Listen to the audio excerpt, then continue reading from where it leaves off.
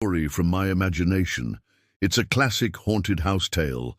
This one goes out to anyone who likes ghost stories, and also to anyone who doesn't like jump scares, because there are none in this one. This story is called The Ghost of Blackwood Manor.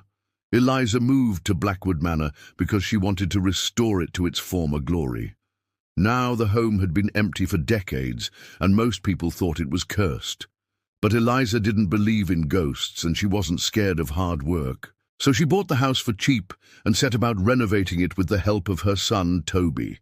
They cleared out rooms full of cobwebs and trash, restored the roof, replaced the windows, and slowly the house began to look like the stately manor home it once was. It was during one of these renovations that Toby discovered a loose floorboard in what would become his room. When he lifted it, he saw that there was a hole leading into the space beneath the house. At first he tried to ignore it, but then he got curious and asked his mother if anyone had ever gone into the crawl space before. Eliza checked the house's old blueprints and found that there wasn't even supposed to be a crawl space. The foundation of the house had just rested directly on the ground. Toby and his mom looked at each other and then burst out laughing. Here was an exciting mystery to solve, an adventure that they could share together.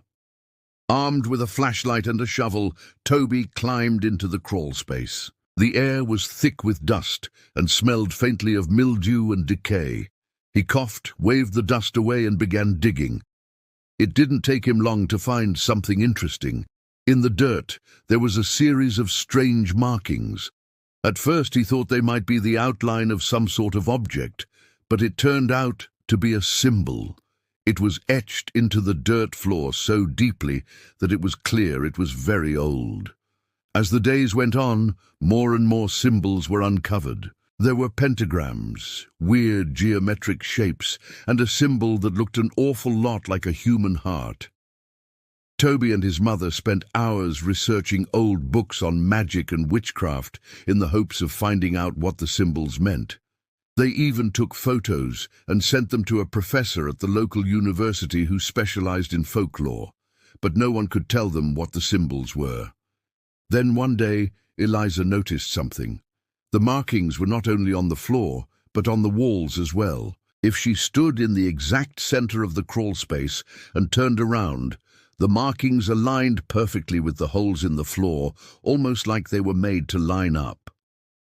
Intrigued, she returned to the house's blueprints and measured out the center of the crawl space, marking where the walls and floors met. Then she went back down into the dirt with a new tape measure and began measuring angles. After a while, she realized that the symbols on the wall matched up with the directions north, south, east, and west. Realizing that she was standing in the exact center of the crawl space, Eliza gasped as she understood what she was looking at. This was an ancient burial chamber. Now, despite being an atheist, Eliza respected the dead. She carefully brushed the dirt off the bones and used the shovel to rebury them, placing a small headstone on top. Afterward, she filled in the hole and sealed the crawl space so that no one would ever disturb the bones again. A few weeks after the burial, strange things began happening around the house. Eliza would hear chains dragging metal moans. Sometimes she would wake up in the middle of the night and swear she could feel someone sitting on the edge of her bed. One morning, she went downstairs to find Toby crying. He told her that he had been playing in the basement when he heard a knock. He said it sounded like someone knocking the end of a chain. "I got scared and ran away," he confessed, wiping tears from his eyes. Eliza hugged her son, reassuring him that nothing bad was going to happen. Still, that night she slept with a baseball bat beside her bed. Then a few nights later, she woke up in the middle of the night and heard someone walking around the house. She grabbed the bat and crept out of her room. As she walked down the hallway, she heard chains dragging closer and closer. Then she turned the corner and came face to face with the ghost. It was an emaciated old man, dragging himself closer and closer. His eyes were wide and blank, and his lower jaw hung open, revealing a missing tooth. Eliza screamed and swung the bat, connecting with the ghost's shoulder. The ghost cried out and disappeared. In the morning, Toby told his mother that he hadn't slept in his bed the night before. When she asked why, he replied, "I think someone's already sleeping in it." Sure enough, when Eliza went to check, the sheets had been pulled down and the blankets rumpled.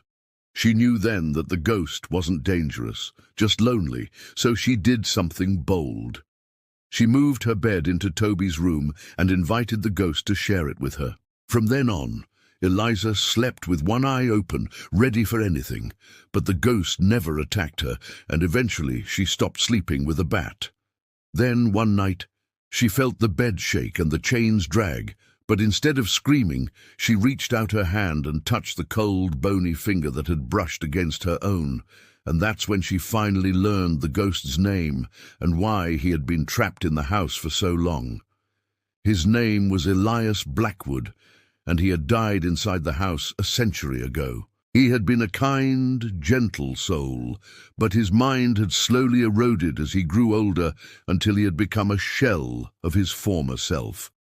The doctors had declared him insane and brought him to the house under guard to live out the remainder of his life.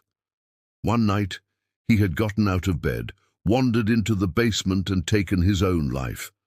No one had ever found his body, and it had simply decomposed in the crawlspace until Toby had accidentally uncovered it. With the mystery solved, Elias's ghost finally moved on, and the shaking stopped. One day, Eliza was sorting through boxes of old clothes in the attic when she came across a diary. She opened it and began reading. It was Elias's diary. As she read through it, she learned about his childhood and how happy he had been.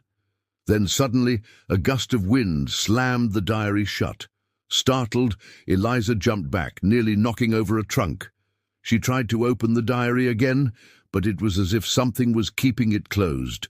No matter how hard she tried, she couldn't get it open. Suddenly, the wind picked up, rattling the attic window. Then she heard footsteps above her. She knew that she wasn't alone.